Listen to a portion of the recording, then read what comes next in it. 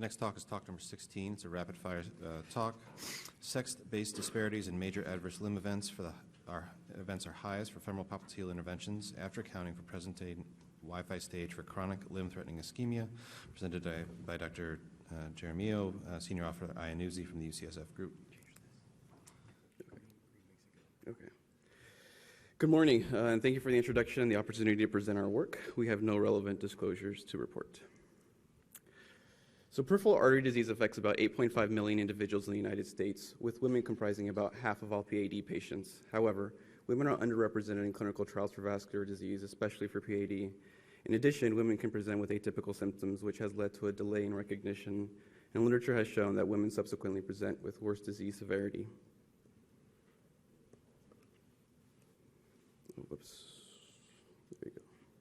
In our study, we utilized the wound ischemia and foot infection classification to provide an objective measure of disease severity at presentation. We hypothesized that sex-based disparities would persist after peripheral vascular intervention for chronic limb-threatening ischemia after accounting for presenting Wi-Fi stage. We queried the VQI-PVI dataset looking specifically at patients with CLTI from January 2016 to June 2022. Wi-Fi scores were only reported for the PVI dataset, which began in January of 2016. Inclusion criteria were reported Wi-Fi scores, 1-year follow-up, and reported sex. We performed a multivariate hierarchical fine gray analysis controlling for hospital-level variation and the competing risk of death.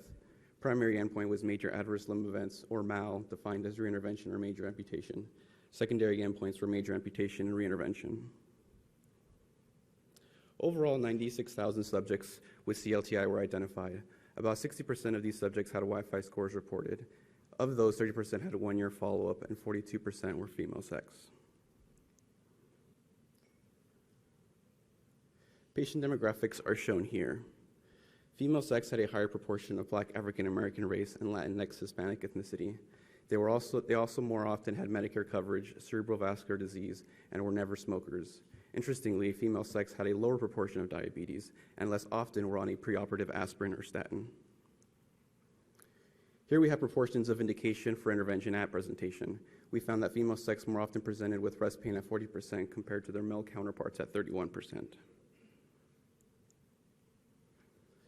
When looking at presenting Wi-Fi stage, female sex more often presented with Wi-Fi stage 2.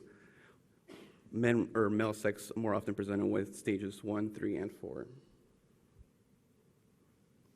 In our multivariate competing risk model for major adverse limb events, we found that female sex was associated with a 9% higher hazard of MAL compared to male sex. In addition, as Wi-Fi stage increased, so did the hazard of MAL. Here we have the cumulative incidence of major adverse limb events over 1 year. Though female sex had a slightly higher incidence, there was no significant difference in the incidence of MAL between both sexes.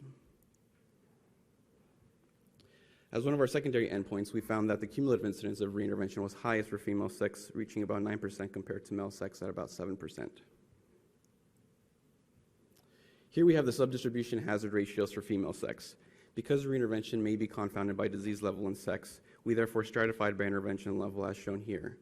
We found differences in reintervention level by sex only in femoropopliteal disease. When we adjusted for other covariates, this remained significant for female sex. When looking at major amputations alone, we found that cumulative incidence to be higher for male sex, reaching near 4% compared to female sex at about 3%.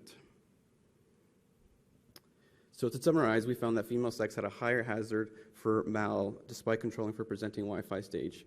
Reintervention appears to contribute most to major adverse limb events in female sex, particularly for femoropopliteal disease, which is consistent with previous findings. Major amputation hazard appears to be lower for female sex compared to male sex. Some of the limitations of our study include limited follow-up data, Wi-Fi stage reporting, and other potential unmeasured confounders. So in conclusion, sex-based disparities persist for major adverse limb events after PVI for CLTI despite controlling for presenting Wi-Fi stage. Differences in MAL were largely due to reinterventions, particularly for femoropopliteal disease. Further intervention should focus on treatment options and efficacy differences by sex in femoropopliteal disease. Thank you for your attention and happy to answer any questions.